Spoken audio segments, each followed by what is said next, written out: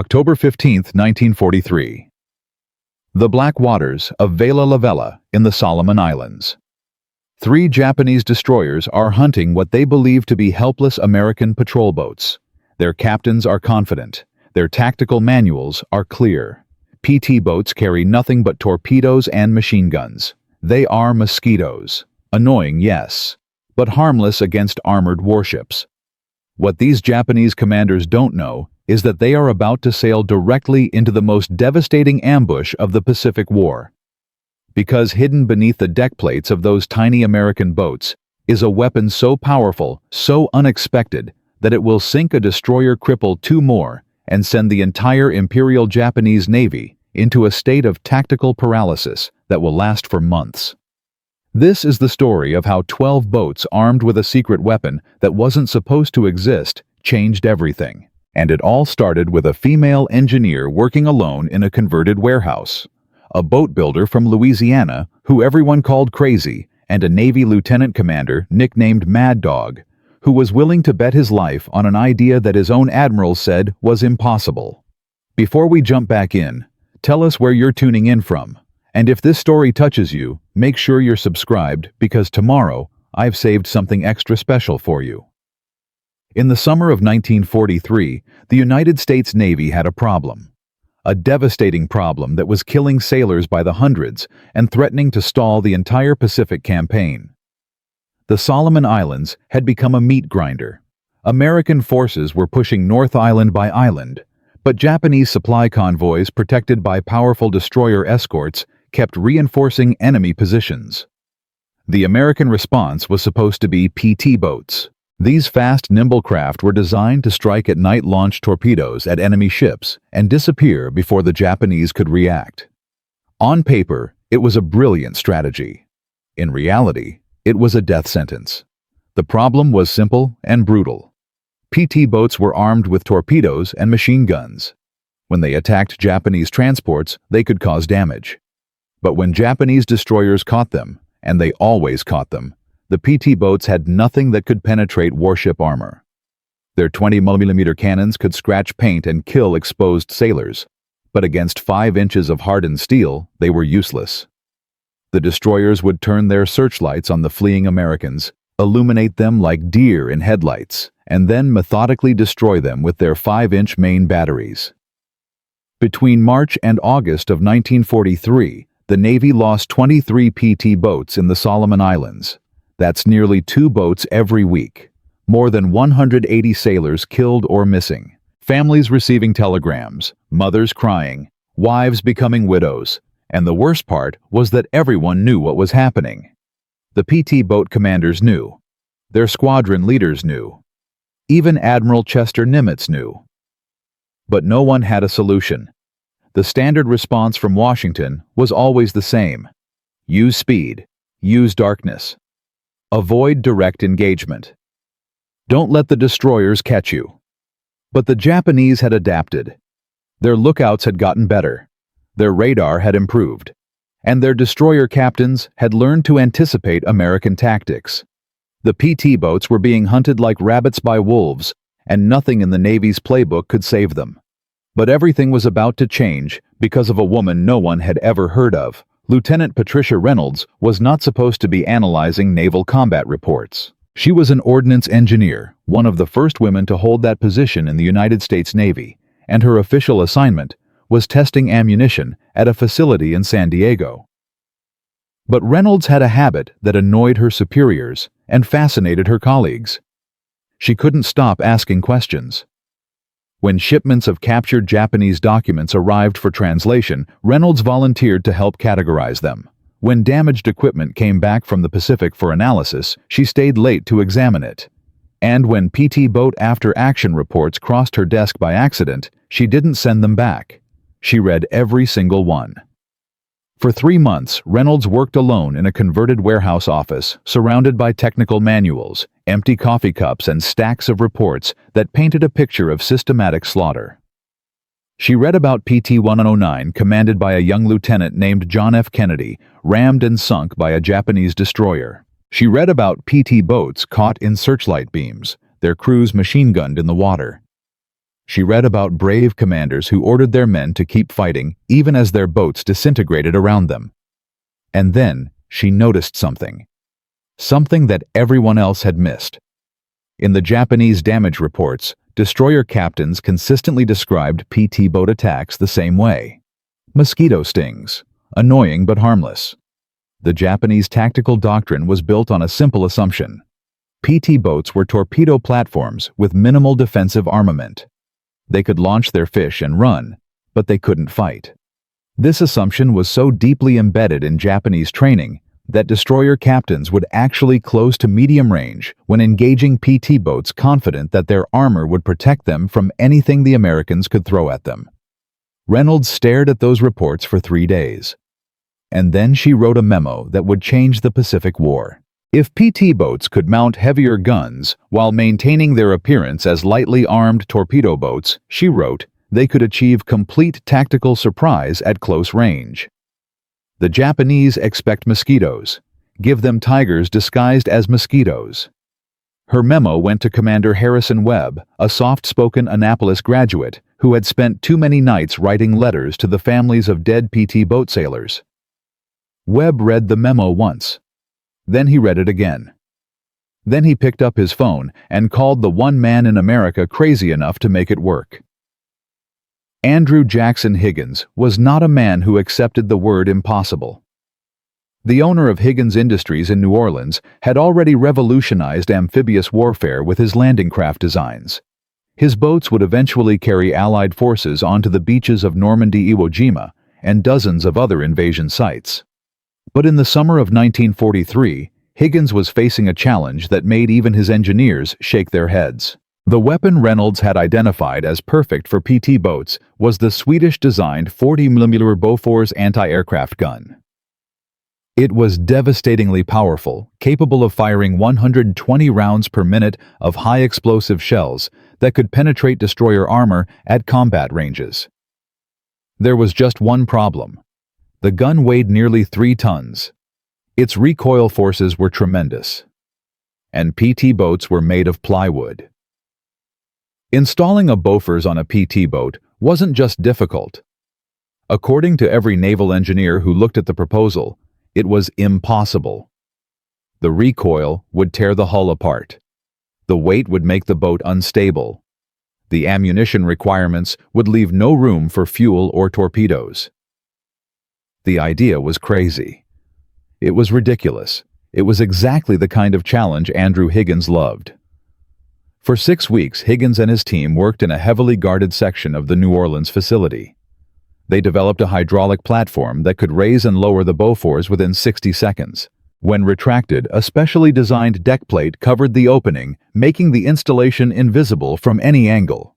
They rebuilt the PT boat's internal structure with a network of steel reinforcement beams that distributed the gun's firing stresses throughout the hull. They redesigned the propeller configuration and upgraded the engines to compensate for the additional weight. And they did something that seemed almost miraculous. The modified boats were actually faster than standard PT boats. Testing began in the brackish waters of Lake Pontchartrain under conditions of absolute secrecy. Navy pilots flying overhead were told they were observing experimental torpedo systems. The gun crews were recruited from volunteers who signed additional security oaths and underwent extensive background investigations. Commander Webb personally oversaw the trials, often spending 18 hours aboard the test boats as they refined firing procedures. The results exceeded every expectation. The concealed Bofors could engage targets at ranges up to 4,000 yards with devastating accuracy. But more importantly, during simulated combat exercises, experienced Navy officers who didn't know about the modification consistently failed to identify the boats as anything other than standard PT craft. The disguise was perfect. The weapon was deadly. And the Japanese had no idea it existed. The first 12 production boats emerged from Higgins Industries in late July 1943. Officially designated PT-215 through PT-226, they were listed on all Navy documents as standard Mark 8 PT boats with minor equipment modifications. Their actual specifications remained classified at the highest levels. Even the commanding officers didn't receive their briefings until after arriving at the forward operating base in Tulagi. Lieutenant Commander Marcus Sullivan, nicknamed Mad Dog for his aggressive attacks on enemy convoys, was selected to lead the first combat deployment. When he saw the Bofors rising from its concealed position for the first time, he stood in silence for nearly a full minute. Then, he turned to Chief Petty Officer William Morrison and asked a single question. How soon can we kill some destroyers? The answer came on the night of August 27, 1943. 4 Bofors boats intercepted a Japanese evacuation convoy off Kolombangara. 3 destroyers, heavily armed, confident, hunting what they believed were helpless torpedo boats. At 1,500 yards, exactly when Japanese tactical doctrine said PT boats should be turning to flee Sullivan's boats, did the unthinkable. They closed the range. The Japanese captains couldn't understand what was happening. PT boats never willingly closed to gun range against destroyers. It was suicide. It was insanity. It was exactly what Sullivan wanted them to think. At 01:39 hours, the first shell from PT-219's Bofors struck the destroyer Hamikaze's forward superstructure. The explosion killed 3 lookouts instantly and showered the command deck with razor-sharp fragments. Captain Motoi Katsumi felt his ship shudder and stared in absolute disbelief at the source of the incoming fire.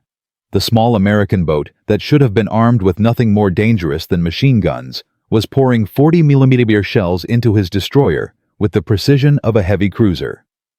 For the next 47 minutes, 4 tiny American boats engaged 3 Japanese destroyers in direct gunfire combat. And they won. Shiranui sank with most of her bridge crew dead. Yukikaze limped away with her engineering plant crippled. Hamikaze lost her forward fire control system and suffered massive casualties. The Japanese evacuation convoy was abandoned without escort protection. And in the after-action reports filed by the surviving Japanese captains, a single phrase appeared again and again. Impossible. What we witnessed was impossible. But here's what made this victory even more devastating than the damage to those 3 ships. The Japanese Navy had no idea what had actually happened. Their intelligence analysts working with incomplete information concluded that the Americans had somehow mounted destroyer guns on enlarged PT boat hulls. This fundamental misunderstanding would plague their tactical planning for months.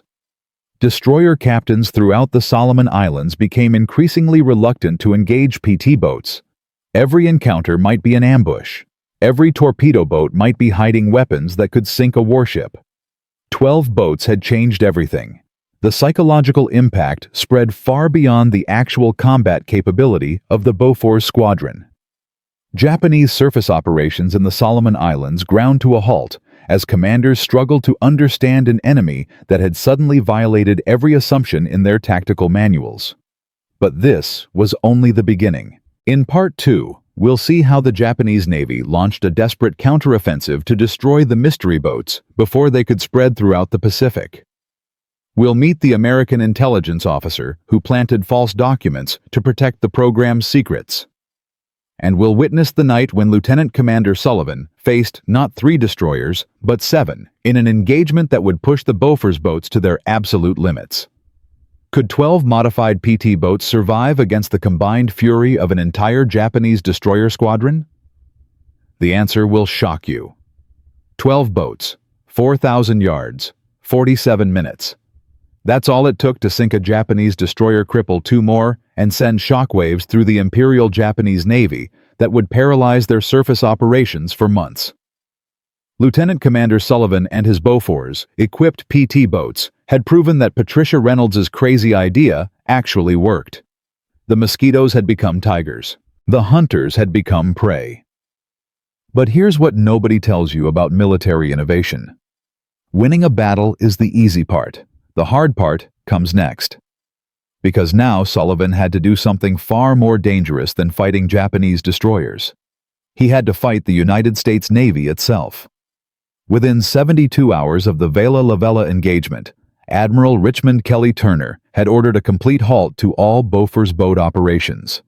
The man who would later command the amphibious assault on Iwo Jima had read Sullivan's after-action report and reached a conclusion that made Commander Webb's blood run cold. The entire program was unauthorized, unapproved, and potentially criminal. And this is where everything got worse. Admiral Turner was not a man who tolerated improvisation. His nickname among junior officers was Terrible Turner, earned through decades of demanding absolute adherence to established procedures. When he discovered that a female ordnance engineer, a civilian boat builder, and a rogue Navy commander had secretly developed and deployed a weapon system without proper authorization, his response was swift and brutal. Every officer involved in the Bofors program received formal letters of reprimand. Commander Webb was relieved of his position at Tulagi and ordered to report to Pearl Harbor for reassignment. Lieutenant Reynolds found her security clearance suspended pending investigation, and Sullivan's 12 boats were confined to harbor their revolutionary weapons, ordered to remain concealed and inactive. The official justification was safety concerns. Turner argued that the modified PT boats had never undergone proper Navy testing protocols. Their structural integrity was unverified.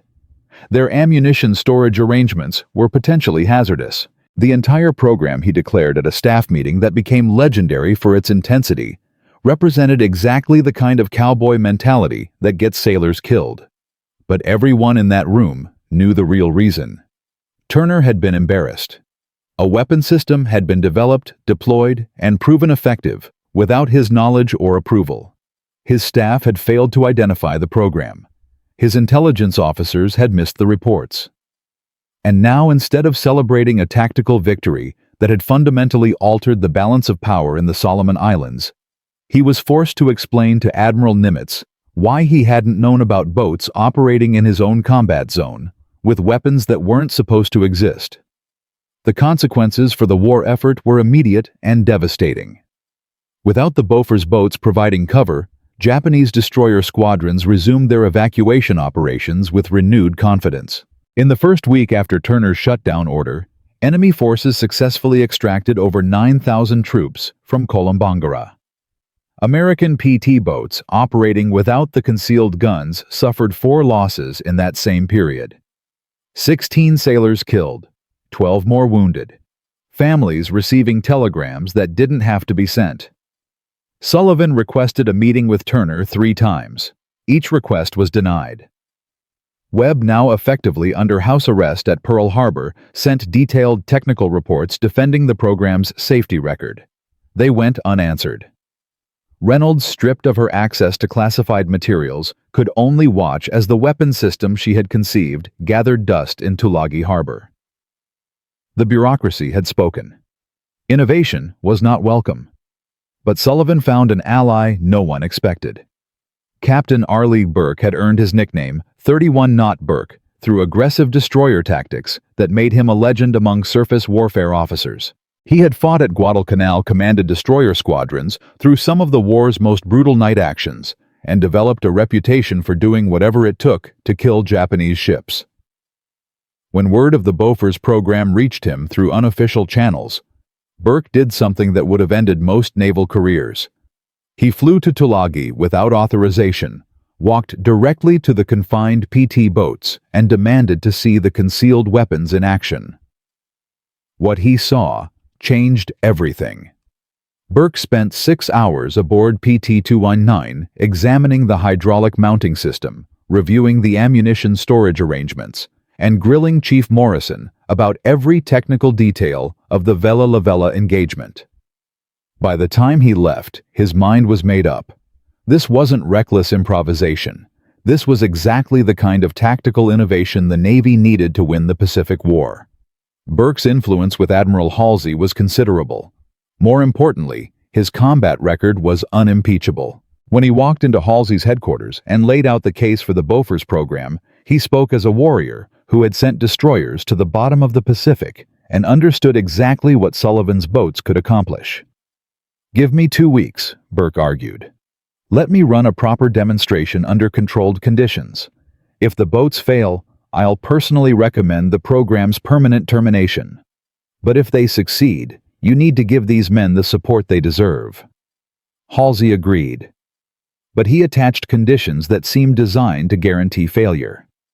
The demonstration would take place in full daylight, eliminating the darkness that PT boats depended on for concealment. The target would be a decommissioned destroyer, anchored at measured range, observed by a panel of senior officers, including 2 of Turner's staff members. And Sullivan's boats would have exactly 3 firing runs to prove their worth. 3 chances. Daylight conditions. Hostile observers. If Sullivan failed, the program would be terminated permanently, and every officer involved would face court-martial for the unauthorized modifications. The stakes could not have been higher. The morning of September 15, 1943, dawned clear and bright over the waters east of Guadalcanal. PT-219 and PT-221 floated at anchor, while a launch carrying 11 senior officers approached the observation platform erected on a nearby reef. Sullivan could see Admiral Turner's representatives through his binoculars, their faces set in expressions that suggested they had already reached their verdict. The decommissioned destroyer USS Hovey sat motionless 4,000 yards away, her hull painted with bright orange target markers that would reveal exactly where each shell struck. 2 Navy photographers had set up cameras to document the demonstration. Every shot, every miss, every failure would be recorded for the official investigation that Turner's staff had already begun preparing. Chief Morrison conducted final checks on the Bofors mounting system, while Sullivan reviewed the firing procedures one last time. The hydraulics that had performed flawlessly in combat suddenly seemed fragile. The ammunition that had devastated Hamikaze now seemed inadequate against a stationary target in perfect visibility. Every doubt that Sullivan had suppressed during months of preparation came flooding back in those final minutes before the demonstration began. The signal flag dropped at 0900 hours exactly. Sullivan ordered engines ahead full, and PT-219 surged toward the target destroyer at 41 knots. Behind him, PT-221 followed at the prescribed 300-yard interval. The observation platform grew smaller in his wake as the boats accelerated toward their first firing run. At 2,500 yards, Sullivan gave the order that would determine the program's fate. Morrison's crew activated the hydraulic system, and the Bofors rose from its concealed position in exactly 47 seconds. The twin barrels tracked toward the target destroyer as the boat's bow carved through the light swells. Sullivan could feel his heart pounding as the range closed. 2,000 yards, 800 yards, 500 yards. The Bofors opened fire. The first burst struck Hovey's forward superstructure dead center, sending a shower of orange-painted debris across her foredeck. The second burst walked across her bridge structure, punching holes in steel that was supposed to withstand naval gunfire. The third burst hit her funnel and kept hitting until the entire structure was perforated with 40-millimeter holes that let sunlight through from both sides. PT-221's Bofors joined the barrage moments later, concentrating fire on the destroyer's waterline. In 90 seconds of sustained fire, the 2 boats delivered 247 rounds into the target ship. When the firing ceased and Sullivan brought his boat around for assessment, the observers on the platform sat in stunned silence. Hovey's superstructure was devastated. Her bridge was destroyed. Her funnel had collapsed. And along her waterline, the orange target markers revealed a pattern of hits that would have caused catastrophic flooding in any operational warship. Captain Burke broke the silence with a single question directed at Turner's representatives. "Gentlemen, do you require a second firing run?" They did not. The next 6 weeks transformed the Bofors program from a rogue experiment into an official Navy weapons system. Admiral Halsey personally signed the authorization orders that Commander Webb had been denied for months. Higgins Industries received contracts for 48 additional modified boats. Training programs were established at 3 locations across the Pacific, and Lieutenant Patricia Reynolds was promoted to lieutenant commander with a commendation that specifically cited her contributions to tactical innovation. But converting institutional acceptance into combat capability presented challenges that no demonstration could resolve. The new boats required crews trained in tactics that didn't exist in any Navy manual. Ammunition supply chains had to be established without revealing the weapon system's existence to Japanese intelligence. And perhaps most difficult, commanders who had spent their careers running from destroyers had to learn to fight them instead. Sullivan personally conducted training for the first wave of new Bofors boat crews, spending 18-hour days aboard boats running through simulated engagements until every gunner could hit destroyer targets at combat ranges. The dropout rate was nearly 40%. Men who had survived dozens of conventional PT boat missions simply couldn't adapt to tactics that required closing the range against superior firepower. Those who remained became the core of a force that would eventually grow to 60 boats operating across the Pacific theater. The combat results validated every sacrifice. In October 1943, Bofors-equipped boats engaged Japanese surface forces on 14 separate occasions. They sank 2 destroyers, severely damaged 4 more, and disrupted evacuation operations throughout the Solomon Islands. Japanese destroyer captains began reporting that American PT boats were armed with unknown heavy weapons that made standard engagement tactics suicidal. By November, Imperial Navy headquarters had issued new tactical guidelines that instructed destroyer captains to avoid close engagement with PT boats entirely. The hunters had learned to fear the prey. But the Japanese were not fools, and they were already planning their response. Intelligence reports reaching Commander Webb in late October contained disturbing information. Japanese naval intelligence had begun interrogating captured American sailors with specific questions about PT boat armament modifications. Enemy reconnaissance aircraft were flying new patterns over American PT boat bases, photographing maintenance facilities and supply depots. Most alarming of all, intercepted communications suggested that Admiral Tanaka had requested permission to capture an American PT boat intact for technical analysis. The secret that had given Sullivan's boats their deadly advantage was no longer secret. Somewhere, somehow, the Japanese had learned that American PT boats were carrying weapons they weren't supposed to have. They just didn't know exactly what those weapons were, and they were determined to find out. In Part 3, we'll see how Japanese intelligence launched Operation Shadow Hunt, a coordinated effort to capture a Bofors boat and reverse engineer its secrets. We'll meet the American counterintelligence officer who planted false information designed to protect the program. And we'll witness the night when Sullivan faced an impossible choice: destroy his own boat to protect its secrets, or risk giving the enemy the one weapon that could neutralize everything the Bofors program had achieved. The real war for the Pacific's secret weapon was about to begin. A female engineer working alone in a warehouse. A boat builder everyone called crazy. A Navy commander willing to bet everything on an impossible idea. In just 8 weeks, they had taken an idea that admirals laughed at and turned it into a weapon system that sank Japanese destroyers. The Bofors boats had proven themselves in combat. They had survived the bureaucratic war against Admiral Turner. They had passed every test the Navy could throw at them. 60 modified PT boats were now operating across the Pacific, and Japanese destroyer captains had learned to fear the tiny American craft they once hunted like rabbits. But victory had a price, and that price was secrecy. Because somewhere in the Imperial Japanese Navy, intelligence officers were asking questions. Dangerous questions. By November 1943, intercepted communications revealed that Admiral Tanaka had authorized Operation Shadow Hunt, a coordinated effort to capture an American PT boat intact and discover exactly what weapons had turned mosquitoes into tigers. The secret that had won battles was about to become the secret that could lose the war. And now, this was no longer an experiment. This was survival. The first sign of trouble came on November 3, 1943, when Japanese reconnaissance aircraft began flying new patterns over Tulagi Harbor. Previous overflights had focused on the larger ships, the cruisers and destroyers that represented obvious threats. But now, the enemy cameras were photographing PT boat maintenance facilities, ammunition storage areas, and the concealed workshops where Bofors installations were serviced. Commander Webb, restored to his position after the successful demonstration, recognized the pattern immediately. The Japanese knew something was different about American PT boats. They just didn't know what.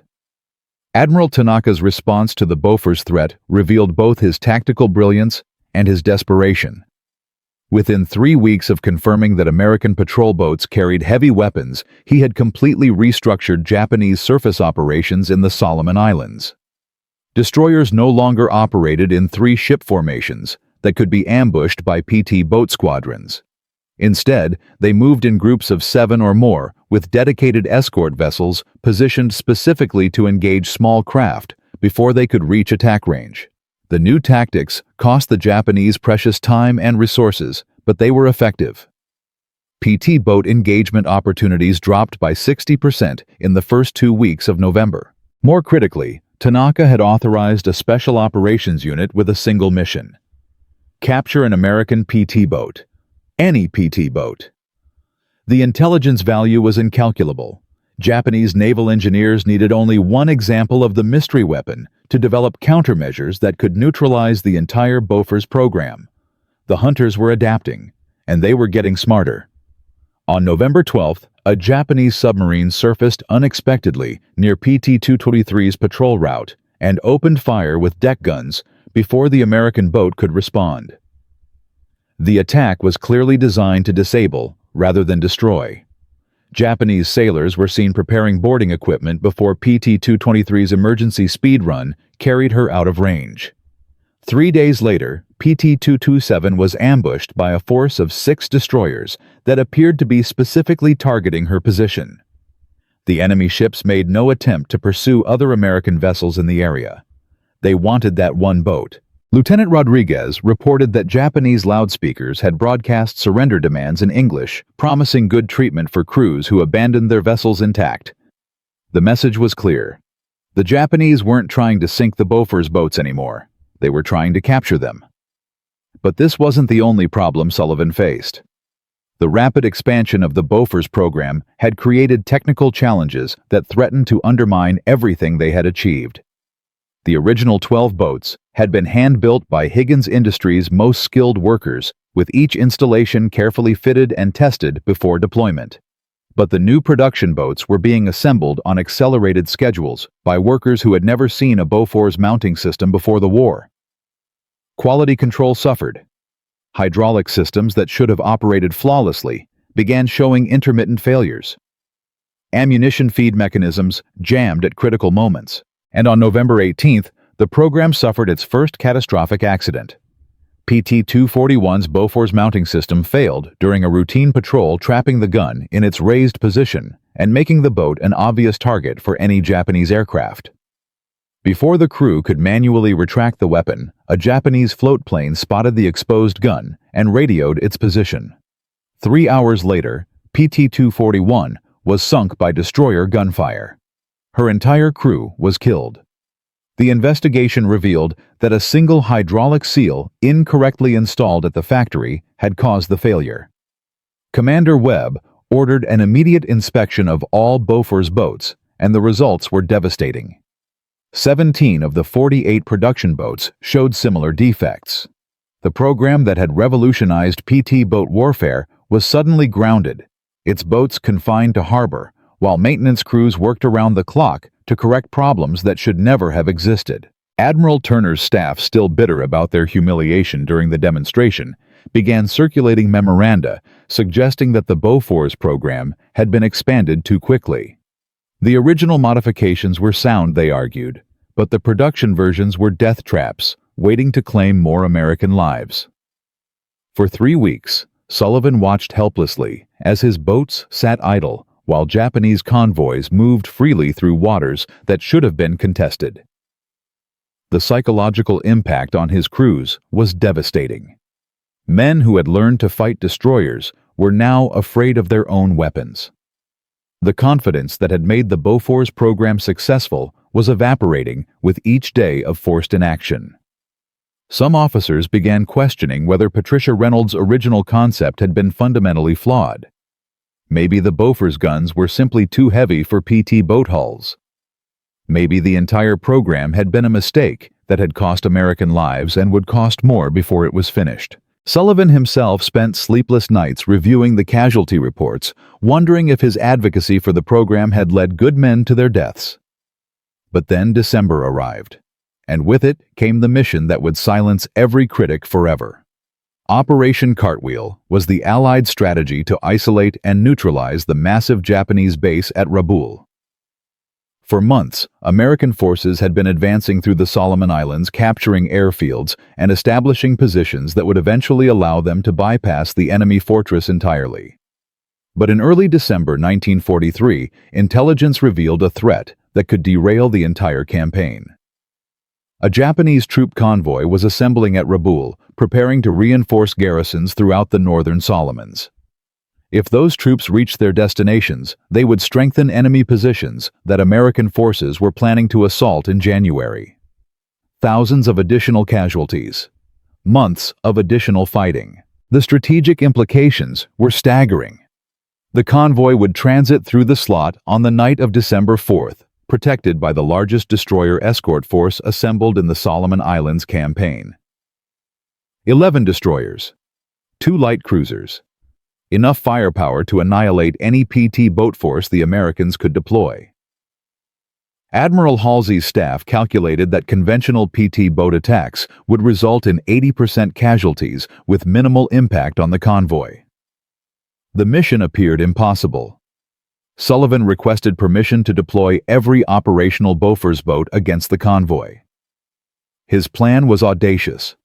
Instead of attacking the transports directly, his boats would engage the escort destroyers in a running battle designed to draw them away from the vulnerable cargo ships.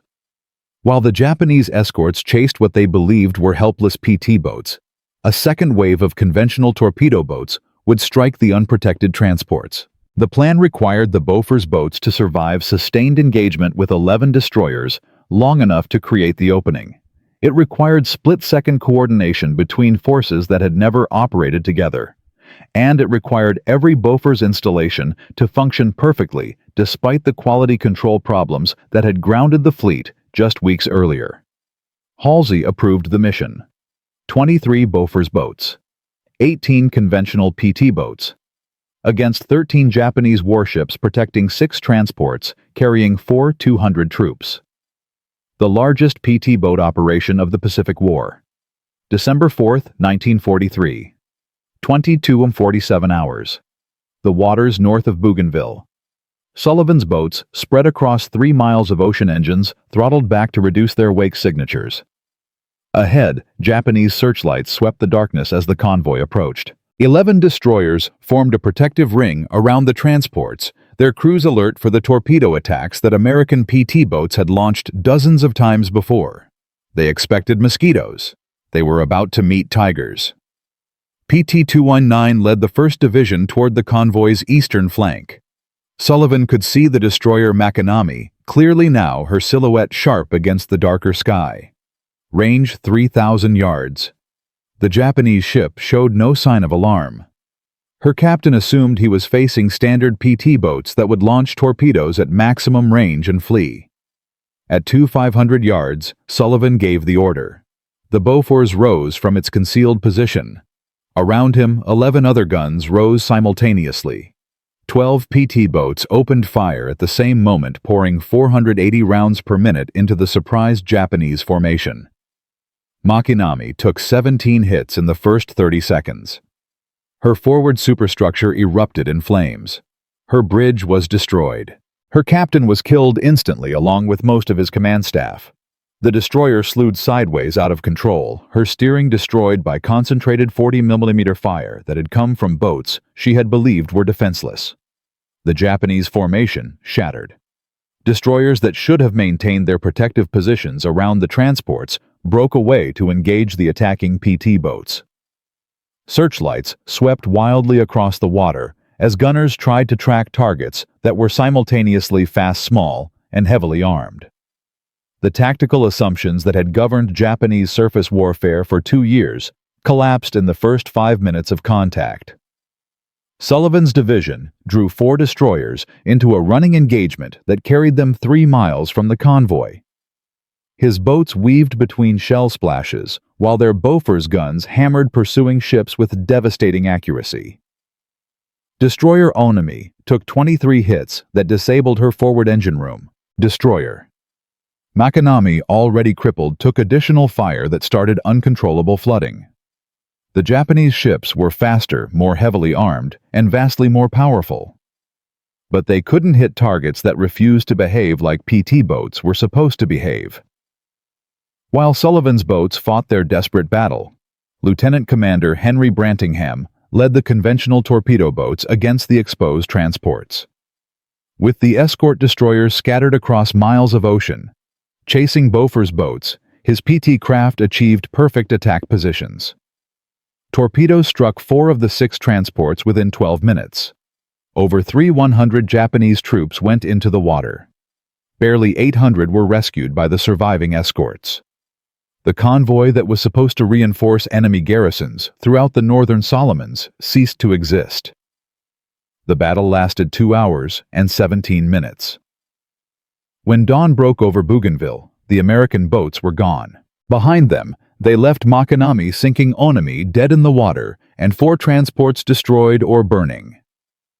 Japanese casualties exceeded 300 to 400 killed or drowned. American losses were 2 boats damaged and 11 sailors wounded. None killed. The kill ratio was impossible. The tactical achievement was unprecedented. And the strategic impact was exactly what Halsey had hoped for. News of the December 4th engagement spread through the Pacific Fleet within hours. PT boat crews who had spent months running from Japanese destroyers suddenly understood that the rules had changed.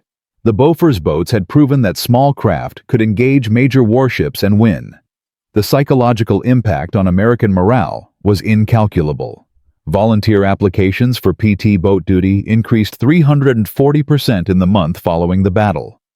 The Japanese response was equally dramatic. Admiral Koga, commander of the combined fleet, issued new tactical directives that essentially admitted defeat in the surface war for the Solomon Islands.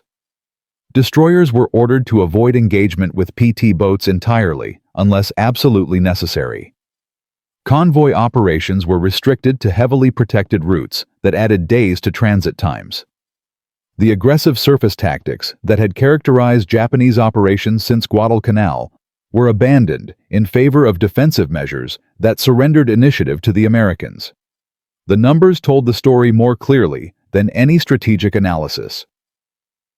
In October 1943, before the Bofors program reached full strength, Japanese surface forces had successfully completed 78% of their convoy missions in the Solomon Islands. By January 1944, that number had dropped to 31%. PT boat losses, which had averaged 4.2 boats per month during the summer, dropped to 0.8 boats per month after the December 4th battle. American sailors who would have died in conventional PT boat attacks were instead coming home alive. The recognition came quickly. Sullivan received the Navy Cross for his leadership during the December 4th engagement. Commander Webb was promoted to captain and given command of all PT boat operations in the South Pacific. Lieutenant Commander Patricia Reynolds, the engineer whose late-night analysis had started everything, received the Legion of Merit, one of the highest decorations awarded to a woman during World War II. Andrew Higgins, the boat builder who had made the impossible possible, was personally thanked by President Roosevelt for his contributions to the war effort. By the spring of 1944, Bofors-equipped PT boats were operating in every major theater of the Pacific War.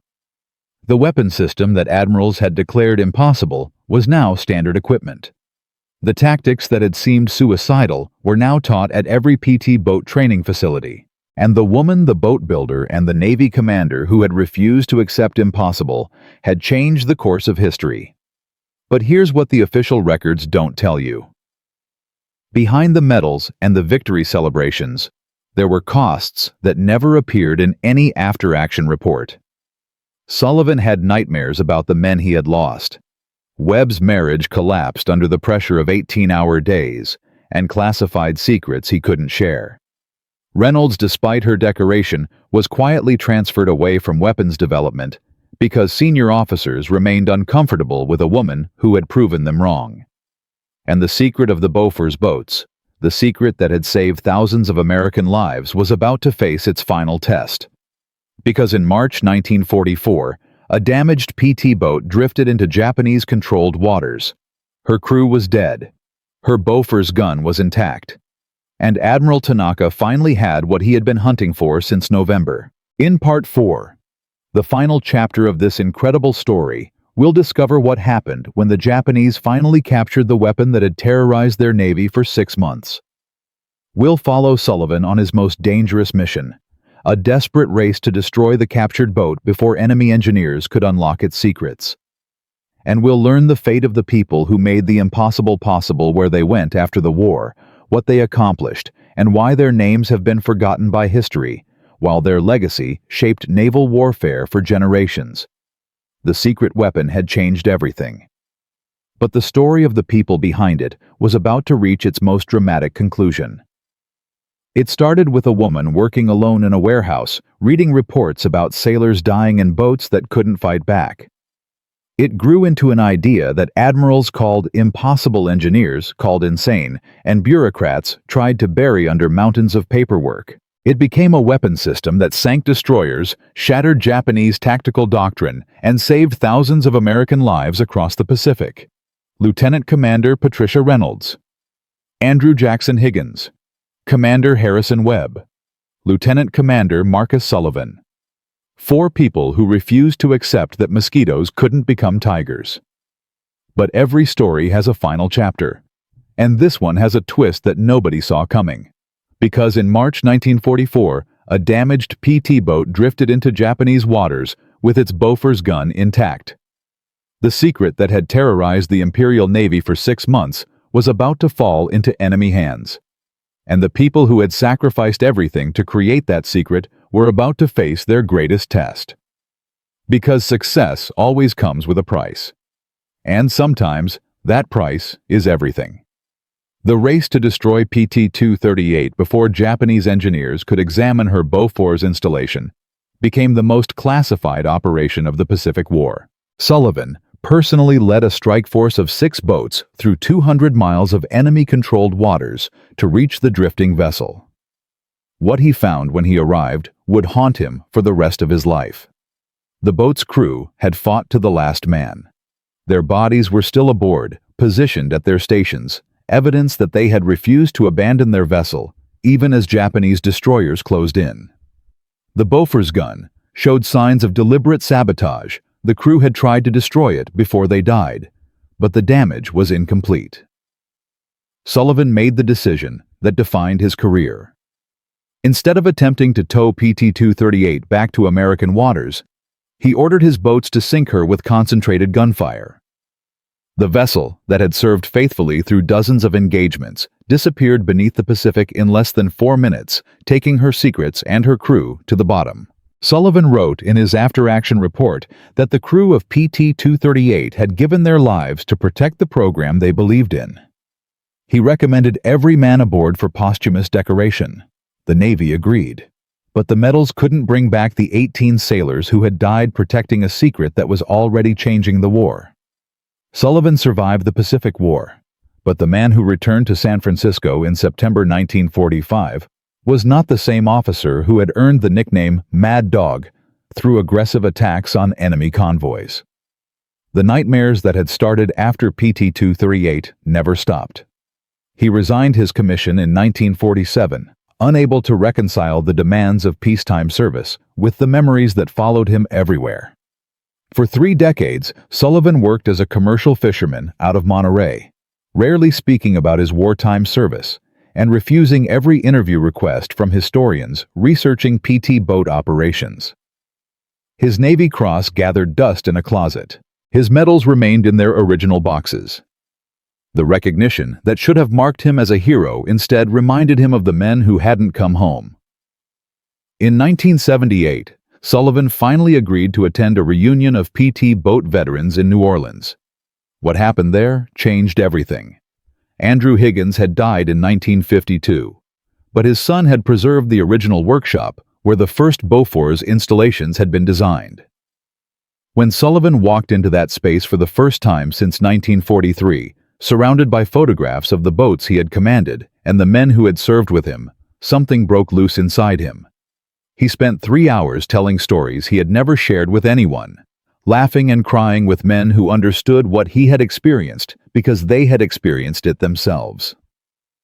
Sullivan died in 1984, but his final years were marked by a peace that had eluded him for decades. He had finally accepted that the price of victory was worth paying, and that the men who had paid the highest price would have wanted him to remember them with pride rather than guilt. Commander Webb's path was different. The officer who had championed the Bofors program through bureaucratic warfare became one of the most influential figures in post-war naval development. His understanding of how innovation could be suppressed by institutional resistance led him to advocate for structural changes in how the Navy evaluated new weapon systems. By 1960, Webb had risen to Rear Admiral and was instrumental in establishing the procedures that would eventually produce weapons like the Harpoon missile and the Aegis combat system. He never forgot the lessons of 1943. Patricia Reynolds faced the cruelest fate of all. Despite her Legion of Merit and her undeniable contributions to the war effort, she was quietly pushed out of weapons development after the war ended. The Navy that had desperately needed her brilliance during wartime had no place for a woman who had proven senior officers wrong. She returned to civilian engineering, working for defense contractors who valued her expertise even when the military establishment refused to acknowledge it. Reynolds died in 1991, just months before the Navy finally began integrating women into combat roles. She never saw the recognition she deserved, but the weapon systems she helped inspire continued protecting American sailors decades after her death. But the legacy of these 4 people extended far beyond their individual fates. The Bofors PT boat program didn't end with World War II. The fundamental concept mounting heavy weapons on small, fast platforms to achieve tactical surprise became one of the most influential ideas in modern naval warfare. When the Korean War erupted in 1950, PT boats equipped with upgraded 40mm systems patrolled the Korean coastline, interdicting North Korean supply lines with tactics directly descended from Sullivan's operations in the Solomon Islands. The boats were faster, the guns were more accurate, but the basic principle remained unchanged. Small craft could defeat larger opponents through superior tactics and unexpected firepower. The Vietnam War saw the concept evolve further. Swift boats and patrol craft operating in the Mekong Delta carried weapons configurations that would have been familiar to any Bofors boat crew from 1943. The enemy was different, the geography was different, but the tactical reality was the same. Speed, surprise, and concentrated firepower could overcome numerical and material disadvantages. American sailors who had never heard of Patricia Reynolds or Marcus Sullivan were nevertheless fighting with weapons and tactics that traced directly back to a converted warehouse in San Diego and a secret workshop in New Orleans. The modern guided missile patrol boat represents the ultimate evolution of the concept Reynolds identified in 1943. Today's naval forces around the world operate small, fast vessels armed with anti-ship missiles capable of destroying cruisers and destroyers. The Iranian Revolutionary Guard Navy, the Chinese People's Liberation Army Navy, and dozens of other forces have built entire strategies around the principle that small boats with heavy weapons can challenge major surface combatants. The tactical assumptions that Japanese destroyer captains relied on in 1943 have been permanently discredited. No modern naval commander assumes that small craft are harmless simply because they're small. That lesson cost the Imperial Japanese Navy dearly, and it has shaped naval doctrine ever since. The statistics tell the story with brutal clarity. Between August 1943 and August 1945, Bofors-equipped PT boats conducted 847 combat engagements against Japanese surface forces. They sank 31 enemy vessels, including 7 destroyers and 2 light cruisers. They damaged 94 additional ships severely enough to require extended repair periods. They disrupted convoy operations throughout the Pacific, forcing the Japanese to divert destroyer assets from offensive operations to defensive escort duties. Most importantly, They did all of this while suffering only 23 boats lost a casualty rate, 67% lower than conventional PT boat operations during the same period. Conservative estimates suggest that the Bofors program saved at least 400 American lives during World War II alone. The true number is almost certainly higher. But the real legacy isn't measured in ships sunk or lives saved. It's measured in what the story teaches us about innovation itself. Every military organization, every corporation, every institution faces the same fundamental challenge. New ideas threaten existing hierarchies. Innovation challenges established expertise. The people who built their careers on yesterday's technology have powerful incentives to resist tomorrow's breakthroughs. Admiral Turner wasn't a villain. He was a competent officer protecting systems and procedures that had served the Navy well for decades. His resistance to the Bofors program wasn't personal malice. It was institutional immune response, the automatic rejection of foreign elements that every organization exhibits when confronted with fundamental change. The genius of what Reynolds, Higgins, Webb, and Sullivan accomplished wasn't just technical. It was political. They found ways to work within the system while simultaneously subverting its resistance to change. They built alliances with officers like Captain Burke, who had the credibility to champion unconventional ideas. They designed demonstrations that left skeptics no room for doubt. They proved their concept in combat before their opponents could shut them down through administrative means. These tactics have been replicated countless times since 1943. The development of stealth aircraft faced similar institutional resistance from Air Force generals who had built their careers on conventional fighter doctrine. The creation of Special Operations Forces was opposed by conventional Army commanders who saw elite units as threats to their authority.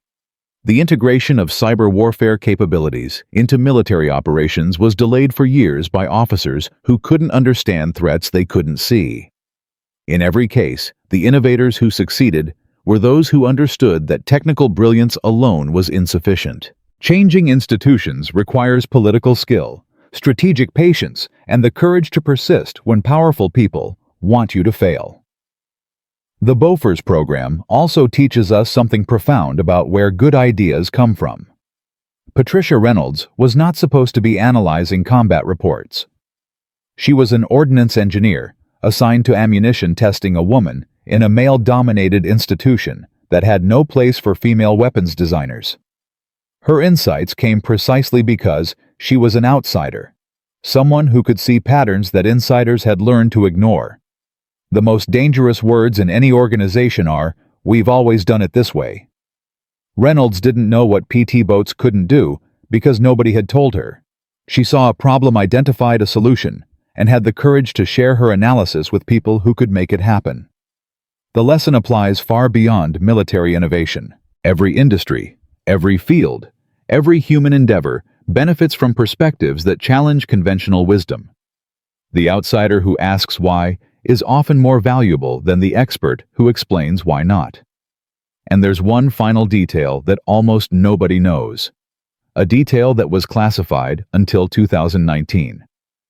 When Japanese engineers finally examined the wreckage of PT-238, raised from the ocean floor in a secret salvage operation conducted in late 1944, they discovered something that changed their understanding of the entire program. The Bofors gun aboard PT-238 was not a Swedish design modified by American engineers. It was an entirely new weapon designed from scratch by Andrew Higgins' team in New Orleans, built to look identical to the Swedish original while incorporating improvements that made it 40% more reliable and 25% lighter. The Japanese had spent months trying to develop countermeasures against a weapons system they fundamentally misunderstood. They assumed the Americans had simply adapted existing technology. They never realized that Higgins had created something entirely new, a weapon designed specifically for PT boat operations that shared nothing with its Swedish predecessor except external appearance. The deception was deliberate. Navy intelligence had predicted that Japanese spies might eventually obtain information about the Bofors program.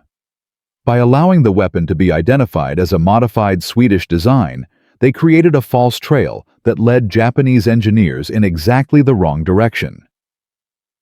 Every countermeasure the Japanese developed was based on specifications for a weapon that didn't exist. The real gun was better, faster, more accurate, and completely different from what the enemy expected. This final layer of deception wasn't revealed until documents were declassified 75 years after the war ended. Even Sullivan didn't know the full truth about the weapons his boats carried.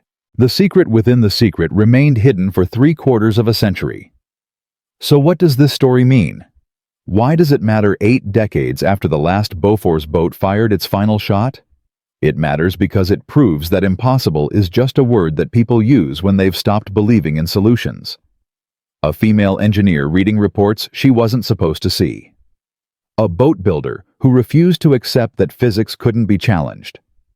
A Navy commander who bet his career on an idea that admirals called insane. A combat officer who led his men into battles that conventional wisdom said they couldn't win. From a woman analyzing casualty reports in a converted warehouse to a weapon system that saved thousands of lives and changed naval warfare forever. Patricia Reynolds, Andrew Higgins, Harrison Webb, and Marcus Sullivan proved that innovation doesn't come from committees or procurement systems or 5-year plans.